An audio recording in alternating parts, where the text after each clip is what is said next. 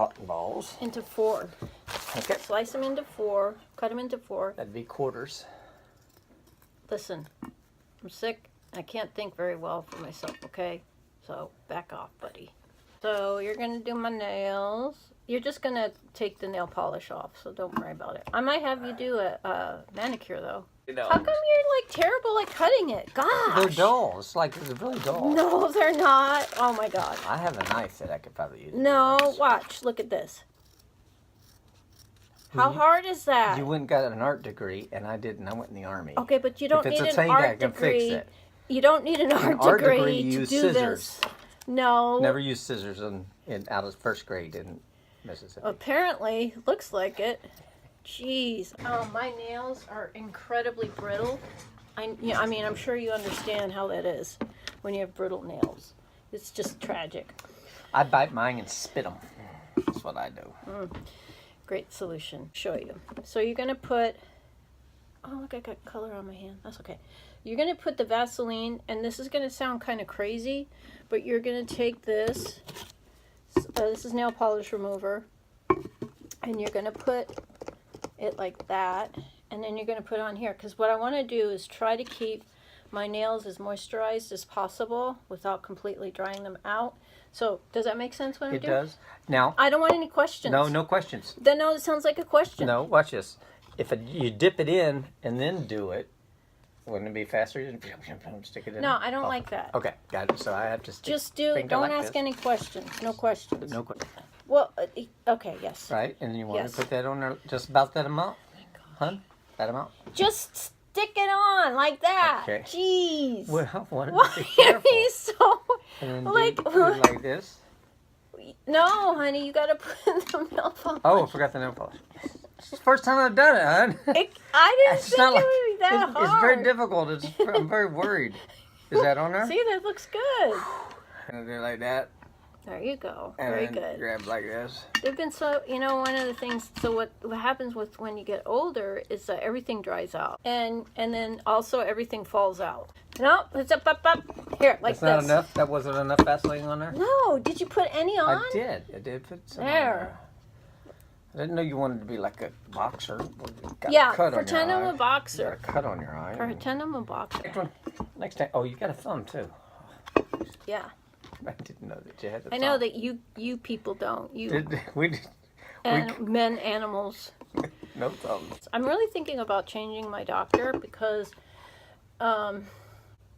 like she doesn't, like I was trying to tell her that I thought I was going through perimenopause, and she was like, until you don't have your period for a year, don't talk to me about it. And it's like, well, but I was dealing with some things, that, and then I went through menopause, and it's like, I wish I had some preparation, and it's like, well, you guys are so lucky. Everything's outside.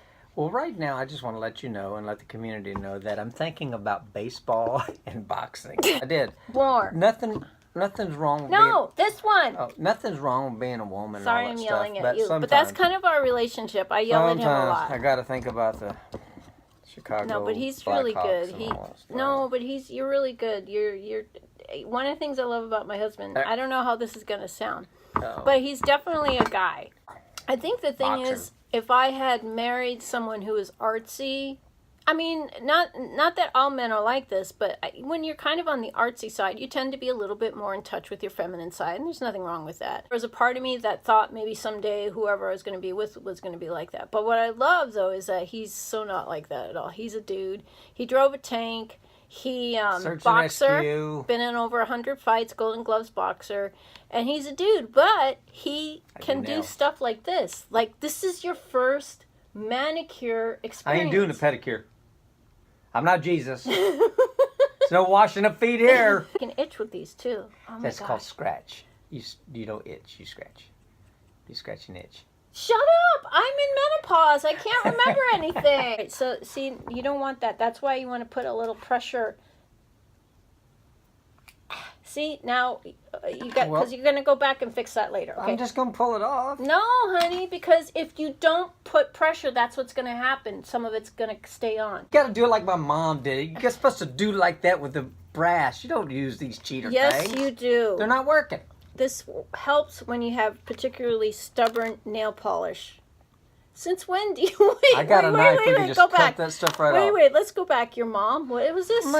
There's only one type of nail polish. It comes in that little yellow clear bottle, nail polish remover. You damp it on something and you do like this. None of that fancy stuff. You do like that and you take it off. No shortcuts for hard work.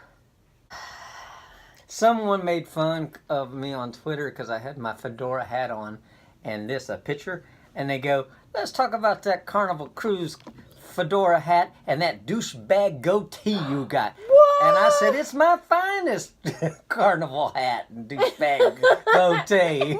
I said, it's my finest. That's what I love about you. You're willing to make fun of yourself. So many people are willing to do that. Let me talk about my depression when it comes to my frustrations with my channel and my content. Like, I am super happy, honestly. I'm so happy for these people who are doing well. But I guess there's a part of me that feels kind of competitive, and it's like, how come I'm not...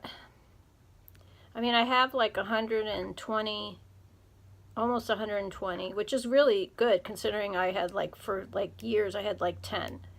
But it's just like, I feel like I have a lot of good things to share. And I don't know why. And I don't want to change my content. I love my content. I don't want to change it. That's not the point. But I just wish that more people could appreciate. Especially because, I mean, it could be also because a lot of people I'm trying to reach have a chronic illness.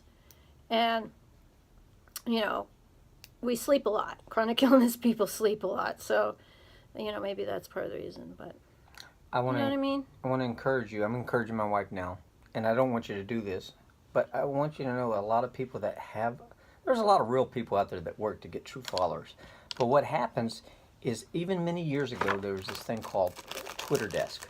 Mm-hmm. So what these people are doing, and they do it on YouTube they too, buy followers, I know. is you buy followers, but then there's software where the bot follower, which is a bot, will work on your behalf to send out a link. These false people, they're AI, they're sending out. So if you buy 10,000 to 20,000 of these bots or fake followers, then they're sending out, and then you get real followers. That's the only way people can get 1.2 million followers. But I don't. Is they have to have bots working for them to get the. Maggie. Hi, Maggie. Are you joining us for our pampering? Maggie's here. But I don't want 1 million followers. I want to encourage people, and I want people to see that there's hope, even when, like, even today when I was feeling so hopeless. Yeah. And I know that it's going to pass. Suffering, the good news about suffering is that it will pass. It doesn't stay, at least, let's just put it this way. There's a lot of different strains of colds and flu. You know, there's like hundreds of them. That's why there's really no cure for it. And in the same way, there's many different strains of suffering. So guess what? That one thing you've been suffering about, that's going to pass. There'll be other suffering, but at least you'll have past that other suffering. You know what I mean? Yeah. You have to put it into perspective. Yeah. Thankfully, you know, I live in a beautiful place, beautiful location. And, you know, a lot of people live with people who are very hard to live with, and they have a chronic illness. And that would be, I think that would be like, if there was one thing, like, that would be the hardest to live with, would be to live with someone who doesn't get it. And thankfully I have someone like my husband who does get it. So, you know, I mean, I even remember, like, when living with my mom, as much as I loved it, and, you know, it was a blast, she still didn't quite get it, or she didn't want to accept Real quick, it. what are you doing now? This is just hand lotion. Okay. I put too much on. She didn't quite get it. She didn't quite get it, so it would be hard because sometimes it would just be like, she'd be like, you know, get over it, or just do it. And it was hard to explain, well, I can't do that. And that was a lot of pressure, you know, to have to kind of be around that. So thankfully my husband doesn't do that at all, thank God, because that would be a deal breaker. I don't know if any spouses are watching. Scoot you over a little bit. Let's everybody see your... I don't know if any spouses are watching that have their significant other with an illness. We were talking about it a couple of days ago. It'd be very challenging. Now, I do go and work out, and I do different things, but I'm not a CrossFitter, and I'm not like I used to be.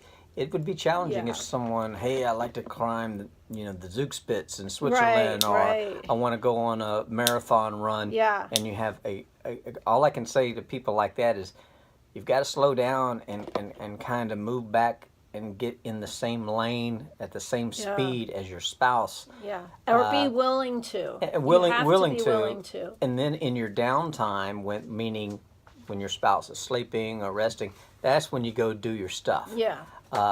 So the secret is, I enjoy a lot of naps. He loves to take a nap. I want to take a nap now. She woke me up from a nap to do this. The thing that really bummed me out, that kind of ticked me off about, he's David Foster. He's the music guy. He makes all the kind of really corny music that you all hate. And he dumped her. I mean, I believe that he pretty much dumped her. See, the older guy that's 70? You know who he's going with? Catherine McPhee. Yeah, Catherine McPhee's like 35. And the thing is that they had a great, Yolanda and him had a great marriage up until she got sick. And, that ticks me off. But I will say this, to a certain extent, I can understand. Like, if RJ was really, the super adventurous type and I got really, really sick, that would be hard for him. And I don't know if I would want to hold him back, But at the same time, I'm like, well, what'd you marry her for? I mean, you're married now. You don't get to have your own life. You know what I mean? I don't want to be preachy on this channel at all. People are different. Yeah. I think that it's just how you're brought up or what your goals are. My dream goal was to get married. Yeah. And I'm all so that. lucky. So now I got to find another goal because I've been married 20 years. I've been goalless. That's because you achieve, a lot of people, when they achieve their highest goal, they go, okay, what's now next? What? Yeah, that's how it is when he's married. Nope, I mean, the marriage is like this, but my goals, anyway.